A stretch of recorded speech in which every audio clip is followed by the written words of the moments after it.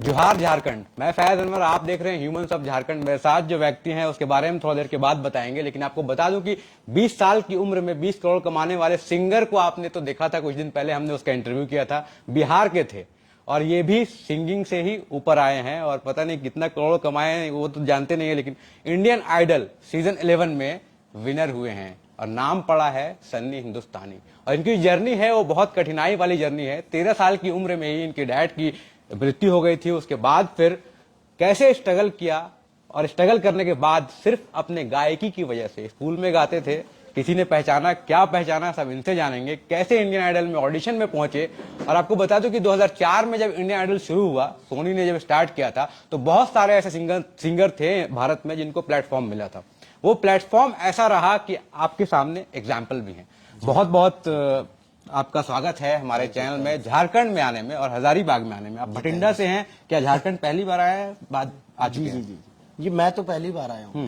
पहली बार आए हैं। कैसा लग रहा है हजारीबाग? बहुत ही अच्छा, बहुत। यहाँ के लोग बहुत अच्छे हैं, बहुत प्यारे हैं, बहुत शांति है हजारीबाग में। हाँ। ज्यादा भगदौड़ नहीं है और लोग भी ज्यादा हल्ला नहीं मचाते, अपना तसल्ली से, आराम से, बहुत सुकून वाली लाइफ है यहाँ। बिल्कुल। तो देखिए यही सन्नी हिंदुस्तानी जी हैं। बैठिए, बैठ के हम लोग बात करते हैं। जाने से पहले मेरे दर्शक तो वेट कर रहे होंगे, आप अगर विनर हैं तो एक गाना सुनना चाहेंगे। कोई भी गाना आप सुना सकते हैं। अच्छा, कोई भी आप बोलिए, कौन सा आपको जो अच्छा लगता है या जो आपने ऑडिशन में दिया था वही गाना सुना दीजिए। ओ, कुछ और सुना देता हूँ। ओके। ओरे पिया है, ओरे पिया, ओरे पिया है, ओरे पिया। क्या बात है। तो देखिए आवाज में तो सच में जादू है ही। कैसे शुरू हुई, मतलब सिंगिंग पहली बार कब किया? स्कूल में किया या फिर बाद में? स्कूल में ही छोटा सा था तो मेरी आदत थी हर जगह गाने की। क्लास में भी मैडम ने मुझे बहुत बार मारा कि तुम शोर क्यों मचा रहे हो। अच्छा। तो एक हमारे प्रिंसिपल थे स्कूल में, उन्होंने मुझे ऐसे ही गाते हुए सुन लिया। तो वहां से उन्होंने कहा तुम तो बहुत अच्छा गाते हो। तो जैसे ही स्कूल में जो भी फंक्शंस होते हैं उनमें मुझे गवाते थे। तो ऐसे मेरा और भी शौक बढ़ गया, लोगों का अटेंशन मिलना स्टार्ट हुआ, तो फिर मेरा इंटरेस्ट पैदा हो गया। तो पढ़ाई छोड़ के पूरा गाना में फिर लग जी गया? नहीं, पढ़ाई भी करता पढ़ाई था, किया? करता था, लेकिन बस गाने लग गया था कि शौक पैदा हो गया था। फिर धीरे धीरे हो गया बस ऐसे। मतलब उसके बाद फिर स्कूल छोड़ा? जी, वो स्कूल तो मुझे छोड़ना पड़ा डैडी की डेथ के बाद। अच्छा। उसके बाद मुझे छोड़ना पड़ा क्योंकि उसके बाद फिर आपने पैसे कुछ नहीं ऐसा थे। अपने पैसा कमाने के लिए कुछ और भी रेलवे स्टेशन में कुछ काम भी किया ऐसा? फिर आगे बढ़े? रेलवे स्टेशन कुछ काम किया मतलब पैसे कमाने के लिए?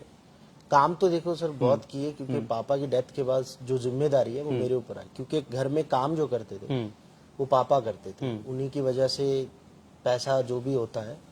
मम्मी तो हाउस वाइफ थी और मैं अपना स्टडी करता था।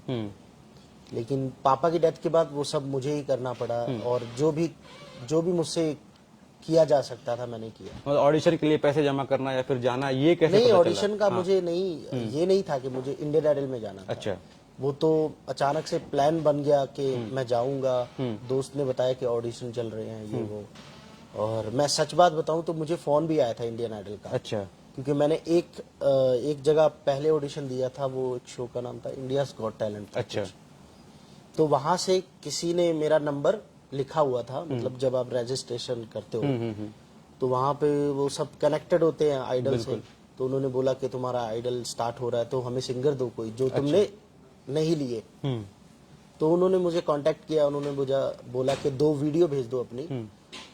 तो मैंने भेजा, उन्होंने कहा कि ठीक है तुम आ जाओ। फिर हम लाइव सुनेंगे आपको। अच्छा। तो उसके बाद तो पहले ही ऑडिशन में सिलेक्ट हो गए? क्या हुआ था कि मतलब प्रोसेस जाना पड़ा? पहले ही मुझे गोल्डन माइक मिला। मतलब अच्छा। एक होता है नॉर्मल सिलेक्ट होना, लेकिन मुझे गोल्डन माइक मिला था। तो उस टाइम में क्या लगा था आपको कि विनर होंगे? मतलब पहला जिस दिन सिलेक्ट हुए क्या लगा था कि विनर हो जाएंगे या फिर ऐसा?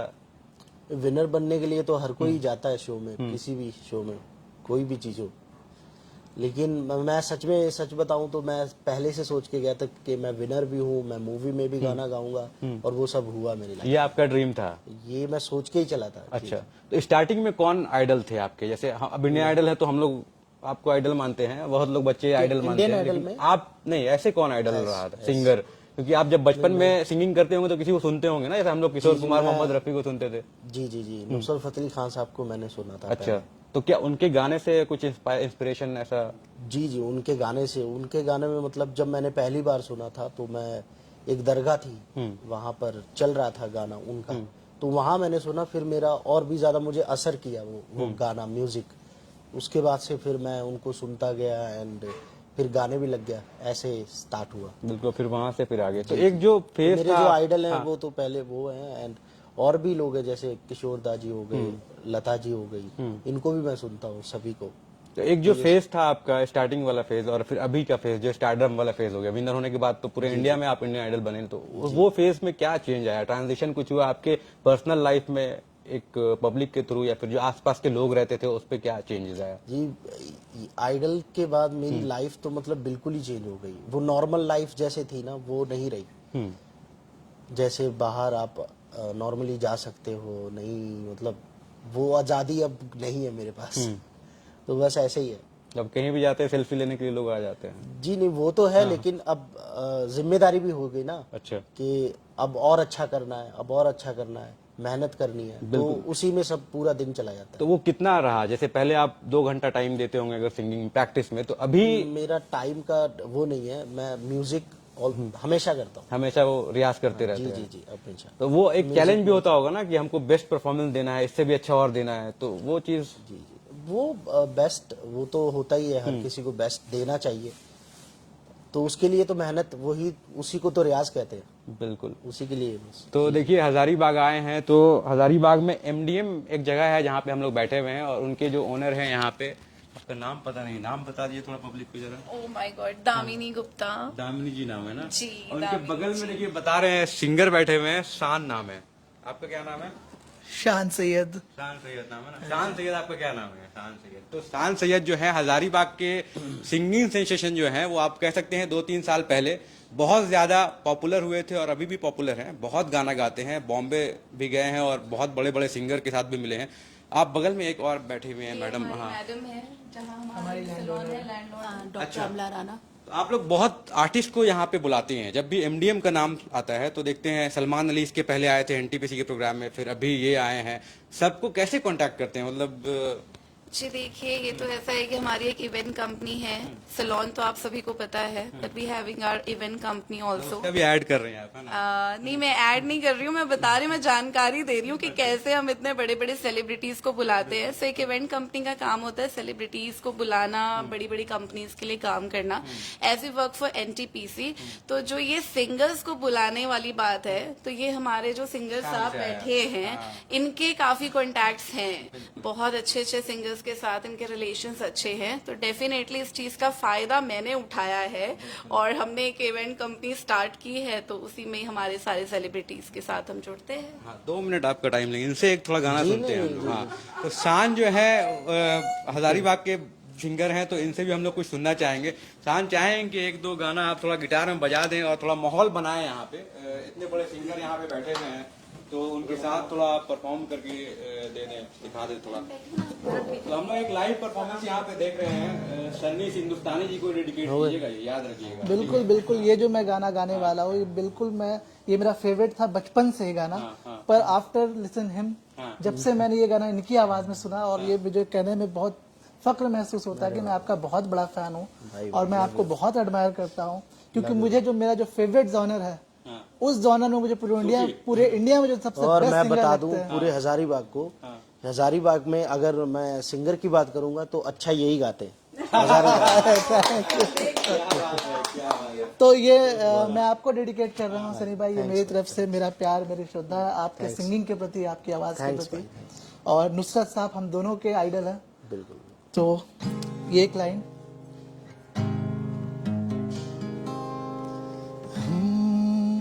ये जो हल्का हल्का सुरूर है, ये तेरी नजर का कसूर है, ये जो हल्का हल्का सुरूर है, ये तेरी नजर का कसूर है कि शराब पीना सिखा दिया।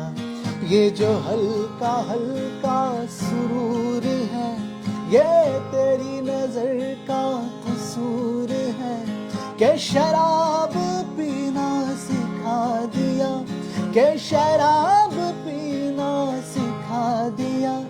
तेरी चाह ने, तेरी आह ने, तेरी बहकी बहकी निगाहों ने मुझे एक शराबी बना दिया। आंखें देखी तो मैं, इसमें आप प्लीज अगर साथ दें सनी भाई। आप गाइए गाइए। आंखें देखी तो मैं देखता रह गया, जाम दो और दोनों ही दो आतिशा। आंखें या मैं का देखे वो दो बाब है, आंखें उनकी कहूँ या कहूँ ख्वाब है। आंखें नीची हुई तो हया बन गई, आंखें ऊंची उठी तो दुआ बन गई।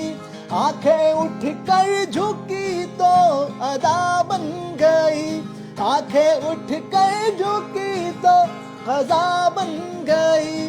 आंखें जिनमें है क़ैद आसमान और ज़मीं, नरगिसी नरगिसी सुरमगी सुरमगी।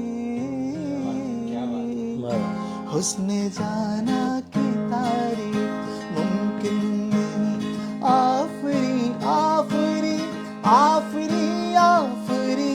तू भी देखे अगर तो कहे हम नशी, आफरी आफरी आफरी आफरी। क्या बात है, थैंक यू सो मच। मतलब नुसरत फतेह अली खान को जिंदा कर दिया यहाँ पे। तो यही है, अब ये लोग का जो टैलेंट है सिंगर लोग का यही है। और सिंगर लोग के अंदर जो दर्द होता है, जो इमोशन होता है, वो किसी के पास शायद नहीं होता है। शुरू से हम लोग देखते आ रहे हैं। और सिंगिंग लोग जब पढ़ाई करते थे तब भी फ्री टाइम में सिंगिंग करते, मतलब म्यूजिक सुनते थे। और म्यूजिक का शुरू से प्रचलन रहा ही है। और फिर ऐसे ऐसे जब लोग हैं जिनके अंदर कुछ ना कुछ घटना होती है लाइफ में और फिर उसको अपने म्यूजिक में उतारते हैं, तो वो भी लाजवाब होता है। और बहुत बहुत धन्यवाद आपके इंटरव्यू के लिए। जाते जाते एक दो लाइन और हम लोग सुनना चाहेंगे, क्योंकि अब तो शान को सुना तो दिया, और शान को सुना ना, लेकिन हम लोग लाइव सुनना चाहते हैं आपको ना। आपका तो रिकॉर्डेड गाना बहुत है, लेकिन जो एक सामने सुनना और वो अलग है, एक बैंड के साथ सुनना। हाँ, दोनों।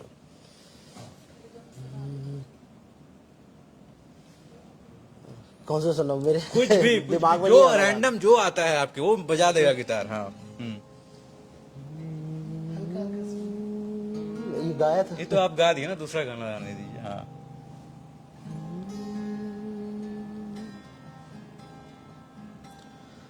जानिया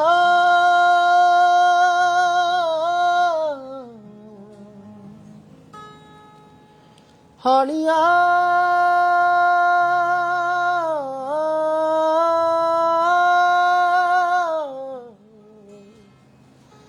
जानिया हानिया, तू भी सिख कदी दुख सुख खोलना, तेरे बिन नहीं लगदा,